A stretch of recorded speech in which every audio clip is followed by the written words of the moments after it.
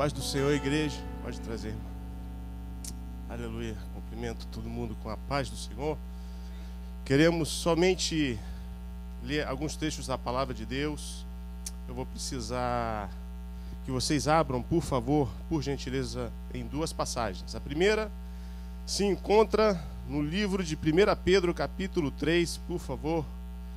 E nós vamos ler, aliás, a partir do versículo 13. E logo em seguida nós queremos então ler 1 Josué, capítulo 9. Amém? Dando tempo para os irmãos. 1 Pedro, capítulo 3, a partir do versículo 13. E depois Josué, capítulo 1, versículo 9. Todos acharam? Amém? Pedro diz o seguinte, a partir do 13 para contexto: e qual é aquele que vos fará mal, se fordes zelosos do bem? Mas também se padecerdes por amor da justiça, sois bem-aventurados. E não temais com medo deles, nem vos turbeis. Antes, santificai a Cristo como Senhor em vosso coração. E estai sempre preparados para responder com mansidão e temor ao qualquer que vos pedir a razão da esperança que há em vós. Amém? Segundo texto bíblico está em capítulo 1 de Josué, versículo de 9. Versículo 9. Aleluia. Palavra do Senhor. Isso aqui foi até o texto da semana, certo?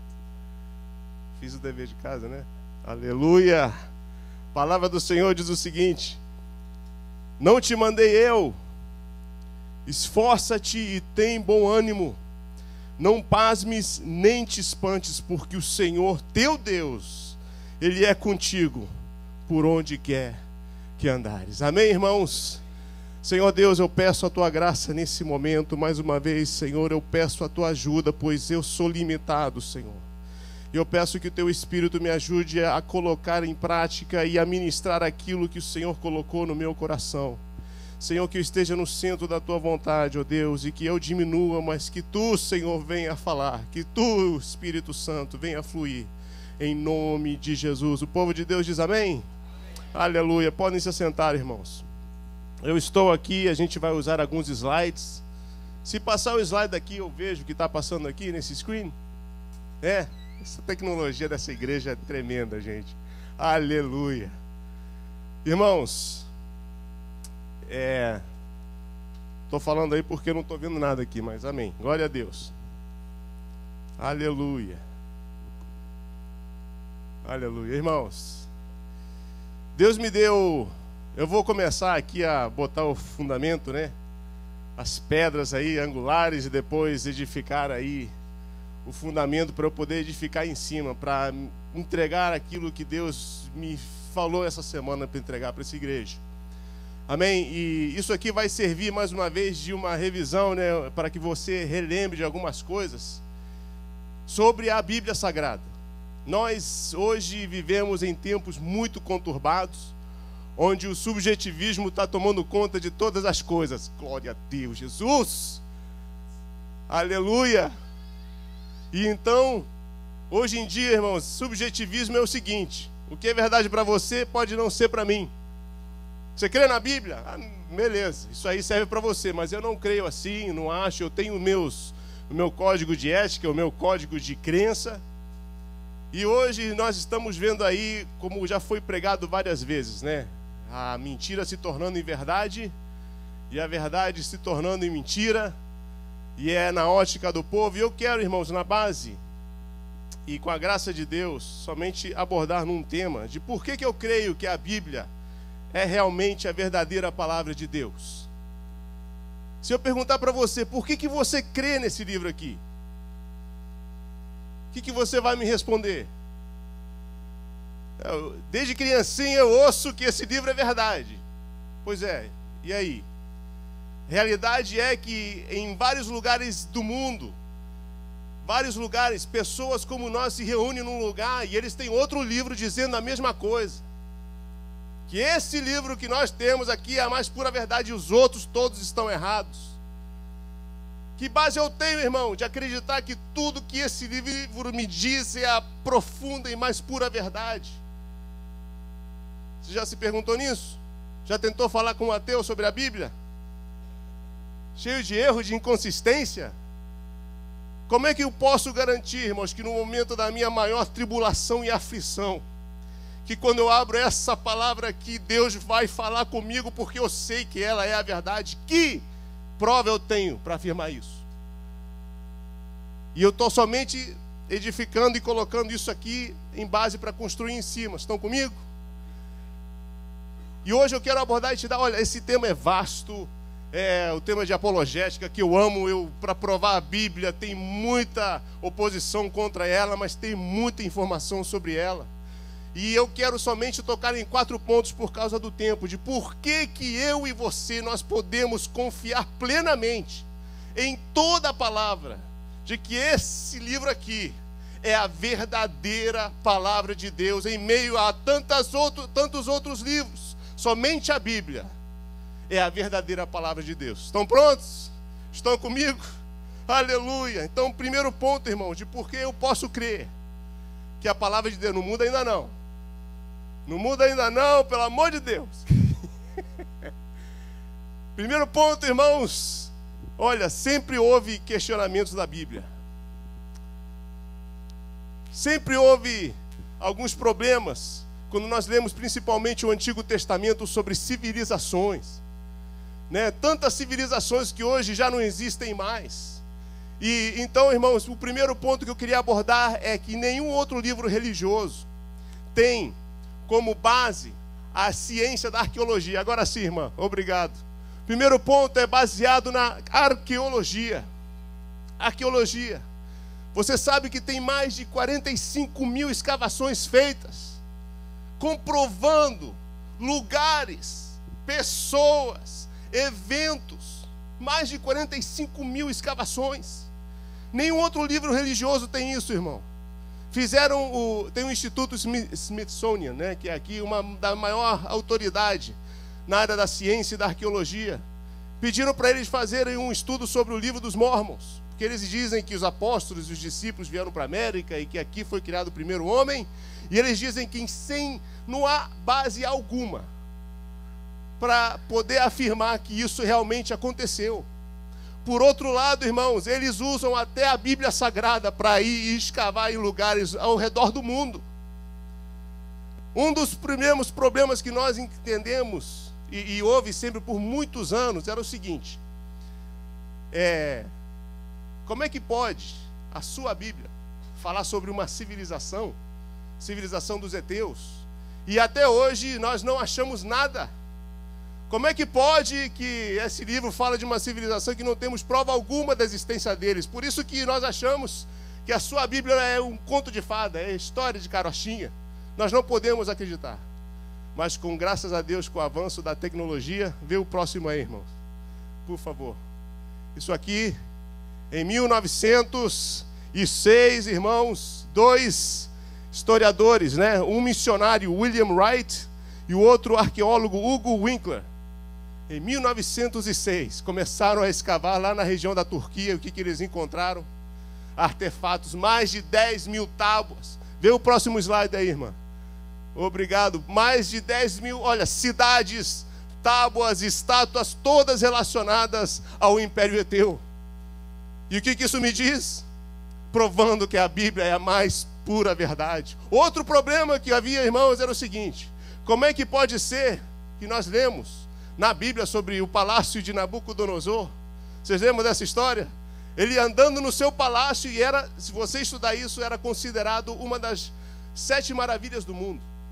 Ele andando no seu palácio dizendo: olha só, não é esta a Babilônia que eu edifiquei com meu braço forte e para a glória do meu nome? A Bíblia diz que enquanto ele estava falando, surgiu uma voz: é passado de ti o teu reino. E ele fica louco, não é? Como é que pode a Bíblia falar de um palácio tão maravilhoso, tão grande, tão tremendo, e não haver um vestígio? Mas em 1899, acharam o quê, irmãos? Olha, o primeiro desenho é mais ou menos aqui. Isso ali era no Iraque. Escavações provando que aquele templo que a Bíblia mencionava realmente existiu. Glória a Deus. Outro problema é o seguinte, o rei Davi. Desde criancinha a gente ouve o rei Davi, meu Deus, matando o gigante. Como é que pode que um dos maiores reis de Israel jamais houve uma descoberta, algo no mundo que pudesse comprovar a existência desse homem? E falava, esse cara é um mito. Esse cara é um mito, por isso que eu estou te dizendo que essa Bíblia aqui é só fantasia. E o que acontece, irmãos? Próximo slide, em 1994, encontram uma pedra onde se menciona e se refere ao rei Davi. Ó, excelentíssimo rei Davi. Encontram também vestígios de um palácio que ele havia construído, e tudo baseado, irmãos, na Bíblia Sagrada. Aleluia, aleluia. Esta é a palavra, é a verdade, não há o que esconder. Nós estamos firmados na rocha inabalável. Aleluia. Mas o que, olha, isso aqui são pequenos exemplos. Você, se te interessar, tem uma multidão de exemplos por aí. Mas a história que mais me fascina é o próximo slide. Como é que é? Esse homem, qual é o próximo slide? O homem chamado Sir William Ramsay. Eu não sei se você já ouviu falar desse camarada, mas a história desse homem aí é linda. Filho de ateu, ele mesmo sendo criado como ateu, filho de gente de muito dinheiro, foi cursar uma das universidades mais privilegiadas da época em Oxford, na Inglaterra. O ensinamento deles é que esse livro aqui é só para demente. Isso aqui é para quem não tem nenhum estudo, é gente ali inculta, que não entende das coisas, é crença, é superstição. E o que ele faz, irmãos? Ele se forma em história e arqueologia, e o que acontece? Ele vai, então, com o desejo de provar que o livro de Atos escrito, obrigado, irmão, o livro de Atos escrito por quem, irmãos? Lucas. Livro de Atos escrito por Lucas estava cheio de erros, e ele colocou isso no seu coração para conseguir provar. E ele queria ser o camarada fera que conseguiu provar que a Bíblia não é verdade. Passou 25 anos lá na Terra Santa. E olha o que ele diz depois de 25 anos, irmãos. Olha o que ele diz ali, no slide diz assim: Lucas é um historiador de primeira categoria.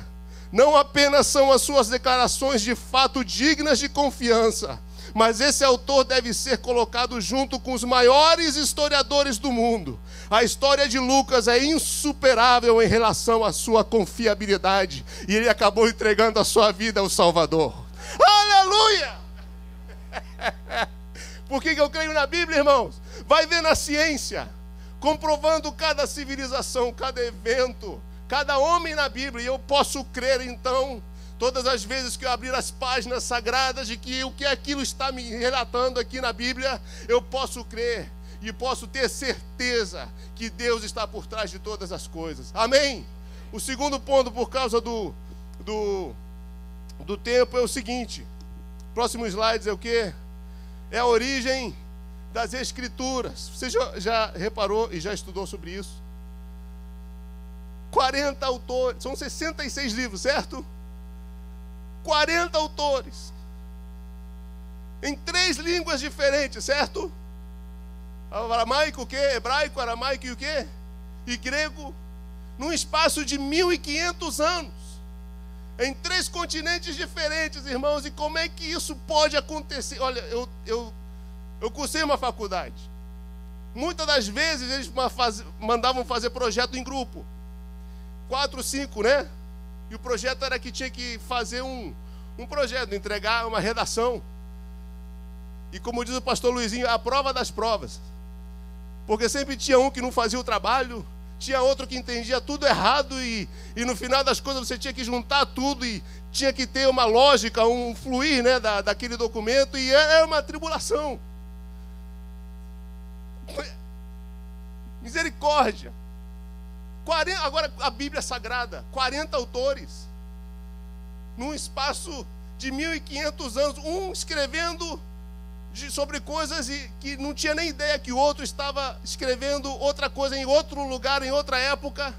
Mas quando nós lemos a Bíblia em sua totalidade, O tema central, Jesus Cristo. Como é que pode, irmãos? Como é que pode a pessoa dizer que a Bíblia não é de Deus? Dizer que isso é obra humana? Eu te garanto que se fosse obra humana, haveria inconsistências, não faria sentido. Mas olha só, 66 livros, mais de 40 pessoas guiadas pela mão de Deus, inspiradas pelo Espírito Santo, para que hoje nós pudéssemos estar aqui louvando e adorando a Deus por tudo que Ele é e por tudo que Ele fez por nós. Aleluia, como é que você explica mais de 2 bilhões de livros publicados desde 1455? Não existe outro livro mais publicado, irmãos, do que a Bíblia Sagrada. Sem contar as vezes que tentaram destruir, irmãos, em múltiplas vezes a palavra de Deus. Quantas vezes? Mas operando o Senhor, quem impedirá? E sem contar, irmãos, em que outro livro sagrado é tão transparente para com os seus personagens? Eu não sei se você viu, vê o outro slide aí, irmão, o próximo. Você lembra disso aí? Aconteceu em janeiro, lá na França, onde havia esse grupo de jornalístico lá na França, e eles faziam essa caricatura do profeta Maomé. E aí em janeiro, 2 homens encapuzados com metralhadoras invadiram aquele escritório e mataram 12. Por causa disso aí. Não admitem a perfeição, e se você falar e tentar debater, trazer para a razão com esses fanáticos, eles não admitem nada de errado com o profeta Maomé. E se você tem oportunidade de estudar sobre a vida daquele homem, você vai ver um monte de inconsistência. Um monte de inconsistência. E eles não admitem, não querem. E a minha Bíblia diz, e eu posso crer, que só existiu um na face da terra que conseguiu viver sem pecado. E hoje Maomé está lá morto. Mas o meu Jesus, ele não está sendo encontrado. Por quê? Porque ele vive para todo sempre. Aleluia! Aleluia! Irmão, então, essas religiões é a natureza humana. De querer exaltar, né, a beleza, mas tentar esconder de alguma forma os defeitos, certo? Já viu o argentino falando sobre Maradona, irmão? Quem é Maradona? É o melhor do mundo. Nunca no planeta Tierra pisou um jugadorazo como Maradona. E Pelé? Quem é Pelé? El Pelé negrito que sacó a Brasil campeón. Ah, no, ese está muy por abajo. ¿Tiene algún vicio? Solo el de ser el mejor del mundo. ¿Le gusta? ¿Es un hombre de familia? Sí, claro que sí, já tuvo 3. Irmãos, se nós nos juntássemos para tentar escrever algo e dizer para o mundo que é de Deus, eu acho que 3 pessoas eu não incluiria. Né? Abraão, pai da fé, né? Pai da fé. Quando o negócio é a rocha, o negócio estreita. Sara, pelo amor de Deus, tu fala que tu é minha irmã, hein? Não fala que é minha esposa, que senão eles vão me matar. Rapaz, cadê tua fé? Davi, um homem segundo o coração de Deus. Adúltero e homicida também. Paulo, nunca houve um missionário, um homem de Deus como aquele homem, usado tremendamente. Assassino também. Irmãos, a transparência com que os personagens bíblicos aparecem nas páginas, aleluia, me dá esperança. E me dá as boas novas que, sabendo que eu sou falho, que eu tenho defeito, Ele ainda pode e quer me usar e quer usar você também. Apesar das suas fraquezas, das suas debilidades, Ele te conhece, mas Ele vai trabalhar na tua vida, porque a Bíblia me garante que aquele que começou a boa obra, irmão, Ele vai aperfeiçoá-la. Posso ouvir um amém? Ele vai aperfeiçoá-la para a glória do seu santo nome. Então, o ponto 2, o negócio aqui pifou. Ponto 2, irmãos. No ponto 2, qual é o próximo slide? É sobre isso aqui, é tremendo. É sobre a profecia. Não existe, irmãos, não existe um outro livro religioso com tanta exatidão e tanta exatidão nas profecias. Um dos maiores argumentos, se você quiser debater com alguém sobre a Bíblia Sagrada, de por que ela é a palavra de Deus, Se você só quiser lembrar da profecia, faça isso. É chamado do princípio de Isaías.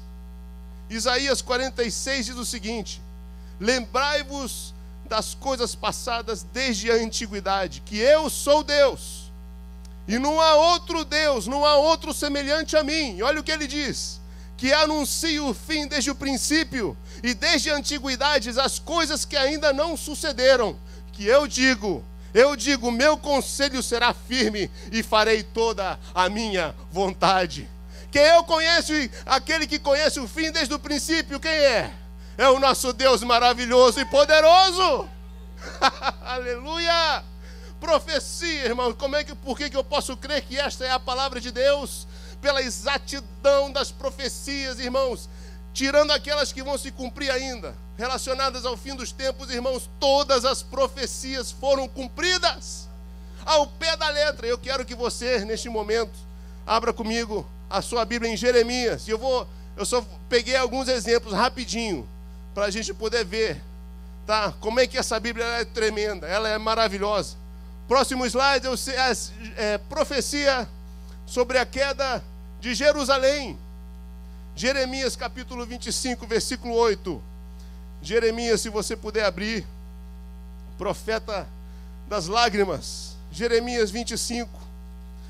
E aqui eu quero que você mantenha uma data assim na sua mente. Jeremias. A minha Bíblia de estudo diz que isso aqui foi escrito mais ou menos 585 antes de Cristo. Ok? Jeremias, ele então profetiza para a nação de Israel. Capítulo 25 de Jeremias, onde ele diz o seguinte: portanto, assim diz o Senhor dos Exércitos, visto que não escutastes as minhas palavras, eis que eu enviarei e tomarei todas as gerações do norte, diz o Senhor, como também a Nabucodonosor, rei da Babilônia, meu servo, e os trarei sobre esta terra, e sobre os seus moradores, e sobre todas estas nações em redor, e os destruirei totalmente, e poloei em espanto, em assobio e em perpétuo deserto, e farei perecer entre eles a voz de folguedo, e a voz de alegria, e a voz do esposo, e a voz da esposa, e o som de imós, e a luz do candeeiro. E toda esta terra virá a ser um deserto e um espanto, e estas nações servirão ao rei da Babilônia. Quanto tempo, irmãos? 70 anos. Você vendo no calendário, na cronologia das coisas e dos acontecimentos, 20 anos mais ou menos ele profetizou disso acontecer. Como é que você pode me explicar como é que você pode me explicar que isso aqui, alguém poder profetizar ao pé da letra o que vai acontecer? E nós vemos então, irmãos, que isso se cumpre no ano de 586 a.C., onde a nação de Judá, Reino do Sul, foi levado cativo, cumprindo a profecia do Senhor. Mas não só isso, vai lá para Daniel agora. Daniel capítulo 9 para mim, por favor. Daniel capítulo 9. Daniel, numa dessas levas aqui, a primeira leva do povo do Reino do Sul, esses 3 jovens foram levados, e Daniel começa então a servir ali pelo espírito excelente que havia nele. E olha o que diz aqui, capítulo 9. Capítulo 9. No ano 1º de Dario, filho de Assuero, da nação dos Medos, ao qual foi constituído rei sobre os caldeus, no ano 1º do seu reinado, eu, Daniel, entendi pelos livros que o número de anos de que falou o Senhor ao profeta, quem, irmãos? Jeremias, em que haviam de se acabar as assolações de Jerusalém, era de 70 anos.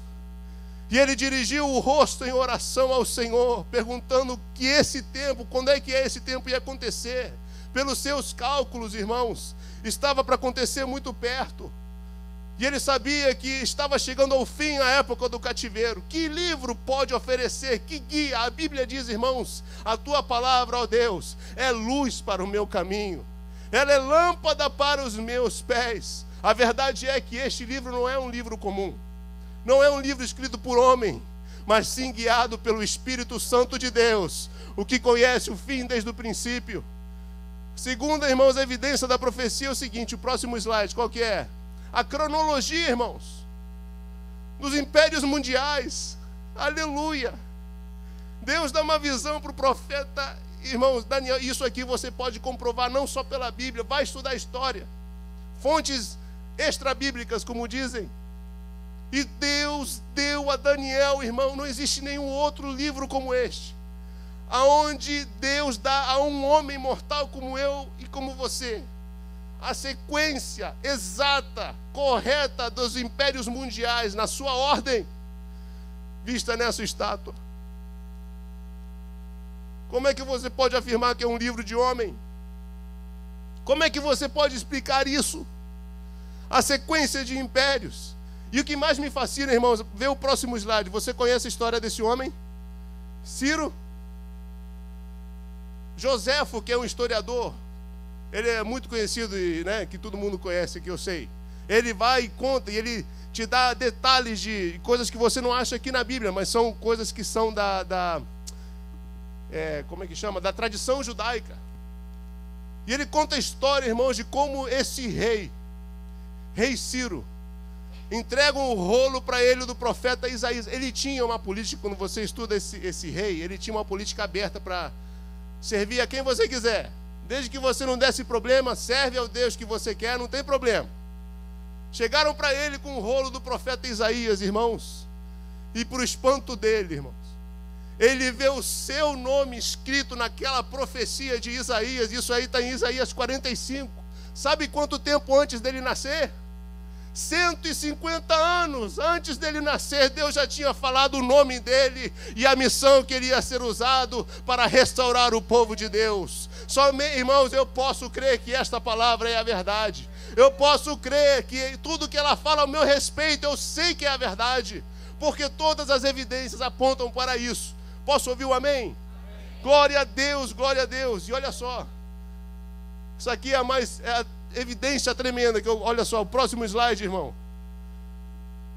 Mais de 300 profecias sobre o Messias. Quantas? Mais de 300. Você consegue enxergar aquele 10 com 17 zeros depois? Esse matemático aí chamado Peter Stoner, ele resolveu fazer umas contas, regido pela lei da probabilidade. Se ele pegasse a probabilidade de um homem, cumprir apenas 8 profecias, é uma chance em 10 com 17 zeros depois. Impossível praticamente. Mas o meu Jesus não cumpriu 8. Ele não cumpriu 28 nem 48. Mais de 300 profecias relacionadas ao Messias, todas cumpridas pela perfeição. Glória a Deus. Eu posso crer que a palavra do Senhor é a mais profunda e absoluta verdade. Glória ao teu nome, Jesus. E o que dirá, próximo slide, irmão, obrigado. O que dirá se nós formos falar sobre a Bíblia? Qual foi a opinião de Jesus sobre a mesma? João 17, ele ora assim: Senhor, santifica-os na verdade. A tua palavra é a verdade. Aleluia. No deserto, quando ele enfrentou o diabo, o que ele usou? A palavra de Deus. E por que Jesus? Porque o testemunho de Jesus é importante. Porque ele é o único que morreu, mas foi ressuscitado e hoje vive para todo sempre. Glória ao nome do Senhor Jesus Cristo. E um parênteses, eu acho tremendo. Paulo chega a dizer que se algum dia acharem o corpo de Jesus, nós somos de todos os homens os mais miseráveis, porque ainda permanecemos em nossos pecados. E um outro ateu, eu adoro essas histórias. Outro ateu, irmão, vê o próximo slide. Você conhece esse homem aí? Escritor desse livro, chamado assim O Testemunho do Evangelista. Ele era tão tremendo na área de advocacia que ele fundou o programa de Harvard de advocacia que é usado até hoje. E ele era ateu, irmãos. E ele falou assim: eu vou provar para esse mundo que essa Bíblia não tem credibilidade nenhuma. E ele então começou a estudar os evangelhos e estudar cada personagem, cada circunstância.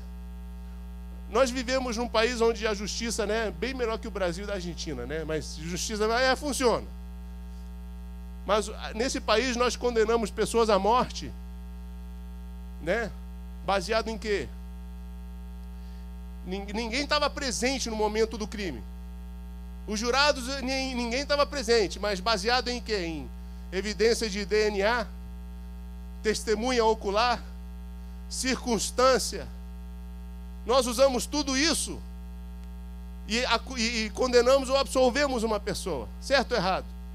Usando esses princípios, irmãos, ele diz, olha o que ele diz aqui: esse acadêmico da área jurídica chegou à conclusão de que as testemunhas eram confiáveis e a ressurreição de fato aconteceu. Glória a Deus! E adivinha o que? Ele também entregou a sua vida ao Salvador. Glória ao teu nome, porque eu posso crer na Bíblia Sagrada, porque o meu Jesus assim também cria. E ele afirmou que a palavra de Deus, ela é a verdade. E eu já estou encerrando, irmãos. Mas o quarto ponto é o milagre da transmissão. A pureza da Bíblia e a preservação ao longo dos séculos não é nada menos do que um milagre. É um milagre. Você já brincou daquela brincadeira, aqui chama o telefone, né? Você bota 10 pessoas numa linha, sem tubo, sem fio, telefone sem fio, né? Bota uns 10 camaradas ali, você cochicha na vida de um, no ouvido de um. Quando chegar no final, totalmente diferente. Nada a ver com o que foi falado no início. Então, o que os camaradas, os ateus, as pessoas que não creem na Bíblia, que querem afirmar que ela não é a verdade, falam assim: como é que você pode me dizer que um livro escrito há séculos, e tem alguns livros que são milhares de anos, foram escritos há milhares de anos atrás, como é que você pode afirmar que o que eu tenho na minha mão é exatamente aquilo que foi escrito desde o início? Claro que não é verdade. Claro que não é verdade. Isso aqui eu confesso que era algo que eu debati muito. Era um problema, um buraco que eu não conseguia achar resposta para isso. Até que eu comecei a estudar, irmãos. Olha só os 3 pontos. Próximo slide. Sobre esse tema aqui. Primeiro ponto era o trabalho dos escribas. Você já estudou sobre os escribas? Sabe o que eles faziam? Eles escreviam. Você queria uma cópia de alguma coisa, você tinha que ir para um escriba. Não era aquela máquina, né? Faz umas 10 cópias para mim. Não, irmãos. Principalmente os escribas da época da lei de Moisés, e todos os escribas, eles tinham isso como um ofício santo. Levava anos para eles completarem uma obra. É um sistema de colunas, irmãos, que eles escreviam e paravam e checavam no original. Se aquela letra naquela coluna não fosse a mesma do texto original, independente onde estivesse, destruíam todo o trabalho e começavam de novo. Eles entendiam que era um trabalho santo. Todas as vezes que eles chegavam no nome de Deus, eles paravam, se lavavam cerimonialmente e voltavam para o trabalho. Só para você entender o grau de respeito e a consciência que eles tinham, que aquilo que eles estavam fazendo não era coisinha qualquer, era um trabalho santo. Segundo ponto, irmãos, era a proximidade dos manuscritos. Isso aqui foi tremendo para mim. Na faculdade, né? Vê o próximo slide, irmã, por favor. Tem uma tabela. Eu não sei se dá para ver muito bem aí.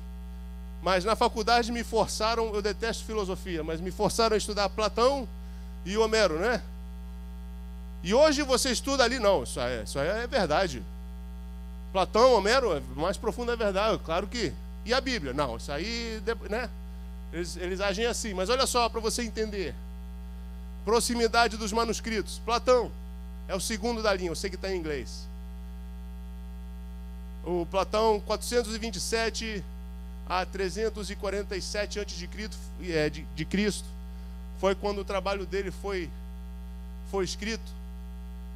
A data da cópia mais recente que se tem até hoje é no ano de 900 depois de Cristo, ou seja, 1200 anos passaram de quando aquela pessoa viveu para a primeira cópia que nós temos até hoje. Quanto tempo, irmão? 1.200 anos. Quantas cópias nós temos? A última coluna? 7.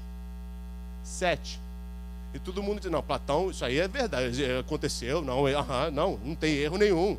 1.200 anos. Segundo foi Homero, né? Ele escreveu isso em 900 antes de Cristo. Aqui melhora um pouquinho, né?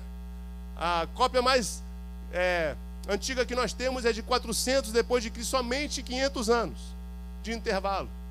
E quantas cópias nós temos? 643. E a Bíblia Sagrada, irmãos?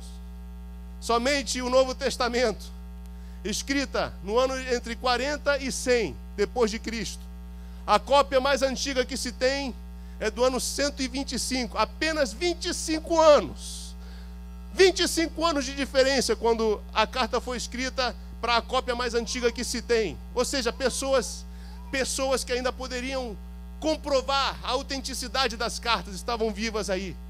E olha o número de manuscritos que nós temos. 24.000. É para a glória de Deus.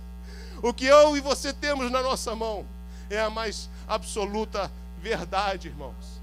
E o último, essa aqui foi a descoberta do século, não é? Os rolos, os documentos, os escritos do Mar Morto. Já ouviu falar? Em 1947, achadas por um jovem pastor de ovelha lá, jogando pedras ali nos buracos, numas cavernas, e numa dessas pedras ele ouve o barulho de algo quebrar. E ele vai e começa a vasculhar, então é a grande descoberta do século. Por quê? Até então, irmãos, os manuscritos mais antigos existentes eram da Septuaginta. O que é a Septuaginta, pastor? Vai estudar. Septuaginta. Com essa descoberta, irmãos, eles acharam praticamente todos os livros do Antigo Testamento. Só que essas cópias eram 1000 anos mais velhos do que as cópias que nós tínhamos. E todo mundo ficou assim, agora é a prova. Agora vamos ver se o que a gente tem hoje é a verdade, mudou, se mudou alguma coisa, se o que nós temos pode ser confiável ou não. Pegaram o livro de Isaías, irmãos, para a glória de Deus. A cópia, palavra por palavra, irmãos, doutrina por doutrina, a mesma coisa, as mesmas regras, nada mudou para a glória do Senhor. 1000 anos mais velho. Tudo que eu estou querendo dizer é que, olha, nós temos evidências de que a palavra de Deus é verdade. O que nós vamos fazer com ela? E aqui é onde eu quero entregar o que Deus me deu nessa manhã. É concernente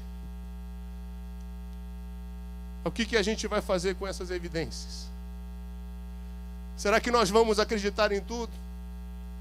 Será que com essa nova perspectiva nós vamos tomar uma decisão? Eu sei que pode ter pessoas aqui cansadas e pessoas me vendo na internet, ouvindo. Quem sabe Deus agendou esse dia para você. Você que está cansado e está cansado dessa vida e nada mais dá certo. A palavra de Deus diz o seguinte: vinde a mim todos os que estão cansados e oprimidos, e eu vos aliviarei. Não é homem falando, mas é a Bíblia Sagrada, e nós podemos crer que o que ela fala, ela é verdade. A palavra chega a dizer, olha aqui, que há muito que o Senhor me apareceu dizendo, porquanto com amor eterno eu te amei, e com benignidade eu te atraí. O que você vai fazer com essa afirmação? Aleluia. Deus, Ele é o maior interessado no nosso bem-estar. Ele quer transformar a tua vida. A Bíblia diz, palavras de Jesus. Posso crer? Posso crer. Que o ladrão, ele não veio para matar, roubar. Ele veio para matar, roubar e destruir. Mas Jesus, ele veio, irmão, para que nós tivéssemos vida e vida em abundância. O que é que você vai fazer com essas declarações, irmão? Será que você vai crer e vai tomar um passo? Aleluia, aleluia, aleluia. Vai tomar um passo de acordo e ir em frente com a sua decisão. A palavra do Senhor diz em Jeremias, para você que acha que está esquecido de Deus, Que ele não sabe o que eu estou passando. Jeremias capítulo 1 diz assim: antes que te formasse no ventre, eu te conheci. Antes que você fosse formado, ele te conhece. E ele quer mudar a tua vida nessa manhã. Ele quer transformar o teu casamento desde essa manhã. Tem algum casamento aqui que Deus está tocando para a glória do seu santo nome? Sim, palavras são ditas, sim. Mas Jesus disse 70 vezes 7, certo? Ou quantas vezes for necessário. Irmã, perdoa. Irmã, perdoa. Aleluia. Aleluia. E para você que não conhece o Salvador, não há outra evidência, não há outra conclusão, a não ser essa, que a palavra, que tudo que foi escrito, pessoas, lugares, eventos, é a mais profunda verdade. E quando a palavra de Deus fala em João 3,16, olha, que Deus, ele te amou de tal maneira que ele entregou o seu Filho unigênito por você, para que todo aquele que nele crê não pereça, mas tenha a vida eterna. O que você vai fazer com essa declaração? Esse é o primeiro grupo de pessoas que nós queremos abordar, mas o segundo são sobre os veteranos da fé, que nessa manhã, desde essa manhã, eu sinto de falar para vocês que Deus, ele está no controle de toda e qualquer situação. Eu espero que Deus tenha me usado para confirmar e mais uma vez te lembrar que tudo que está acontecendo é debaixo da direção de Deus. A Bíblia diz que, irmão, você crê? Jesus declarando que nem um fio de cabelo cai da tua cabeça sem Deus saber. Se um fio de cabelo cai, Deus sabe. O que dirá das minhas lágrimas? Será que Ele conhece as tuas lágrimas? Será que Ele conhece o gemer do teu coração? Deus quer falar contigo nessa manhã e dizer: olha, a aflição, eu sei. Olha o que a palavra de Deus diz. Eu quero te convidar a ficar em pé comigo, por favor. A declaração de Deus, e eu sei que é difícil, irmãos. Eu sei que o caminhar cristão é difícil, vem luta, vem provação. Mas são nessas horas que eu posso me apegar às Escrituras Sagradas, porque eu tenho absoluta certeza que tudo o que ela relata aqui é verdade. E quando então eu abro a Bíblia e vejo nesse versículo aqui, em Mateus 28:20, onde ele diz, Jesus, olha, eis que eu estou convosco todos os dias. Eu posso crer que o Senhor Jesus, ele está comigo todos os dias. Independente da circunstância, independente se você sente ou não, é a palavra de Deus que me declara: eis que estou convosco todos os dias. Por isso que eu li Josué capítulo 1, versículo 9. Sei que eu não conheço a tua situação, as pessoas que estão me ouvindo na internet, mas o Senhor, ele não é homem para mentir. E ele declara, assim como Josué, eu não sei se você teve a oportunidade de tentar compreender a situação em que Josué estava. Moisés era morto e ele tinha que assumir o comando. Você imagina o que é assumir o comando depois de um tremendo homem de Deus como Moisés? Qual era o peso que estava sobre Josué? A tal ponto, irmãos, do Senhor ter que vir falar com ele. E ele diz essas palavras: não te mandei eu, Josué. Não te mandei eu, crente. Aleluia. Esforça-te, tem bom ânimo. Não temas. Aleluia. Porque o Senhor teu Deus é contigo por onde quer que andares. Eu sinto o Espírito Santo falando aqui nessa manhã. Não temas. Não temas. Não temas. Porque o Senhor está no controle. Glória ao teu nome, Jesus. Nada pode abalar ao Senhor, nada pode pegá-lo de surpresa. Oh, obrigado, Senhor Jesus. Tudo está nas mãos de Deus. Oh, aleluia. Eu posso crer que quando a palavra de Deus diz, Filipenses capítulo 4, versículo 6, irmão e irmã, não estejais inquietos por coisa alguma. Como a gente fica inquieto, meu Deus. São notícias ruins, são problemas no trabalho, meu Deus. Meu coração aflito, apertado, meu Deus. Mas a palavra de Deus te declara em Filipenses 4:6: não estejais inquietos por coisa alguma, mas antes as vossas petições sejam em tudo conhecidas diante de Deus, pela oração e súplicas e com ação de graça. Porque, irmãos, verdade é que até aqui o Senhor tem nos ajudado. Até aqui o Senhor tem nos ajudado. Glória ao teu nome. Feche os seus olhos, levante a sua mão e declare uma palavra de gratidão ao teu Deus, porque até aqui o Senhor tem te ajudado. Ele conhece o teu amanhã, Ele conhece a tua situação. E eu posso crer que Ele está comigo. Eu posso crer que Ele tem o melhor para mim. Independente das palavras que foram lançadas contra a minha vida, eu sei que Ele tem o melhor para mim. Pois todas as coisas, diz a Bíblia, todas as coisas contribuem para o bem daquele que amam a Deus. Aleluia. Espírito Santo, nesse momento eu peço que o Senhor testifique, Senhor, nos corações aqui presentes e as vidas, Senhor, assistindo na internet, que o Senhor ainda não esqueceu delas, que o Senhor é socorro bem presente no momento da angústia. Senhor, faz eles sentirem nesse momento, Espírito Santo, a tua presença como nunca antes, porque o Senhor, Ele é fiel, e o Senhor é um Deus de promessa. E eu coloco cada gemido diante de Ti, Senhor. Glória ao Teu nome, Senhor. Eu sei que eu posso crer na Tua palavra, e eu sei que eu posso crer que o Senhor está comigo.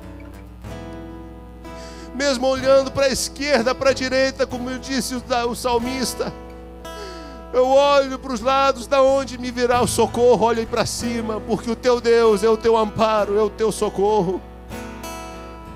Deus, eu oro pelos Teus filhos e filhas aqui, Senhor. Eu não conheço cada situação, cada coração, mas uma coisa eu sei, que porque Ele vive, posso crer no amanhã. Porque Ele vive, temor não há. Eu te glorifico, Senhor, pelo Teu cuidado.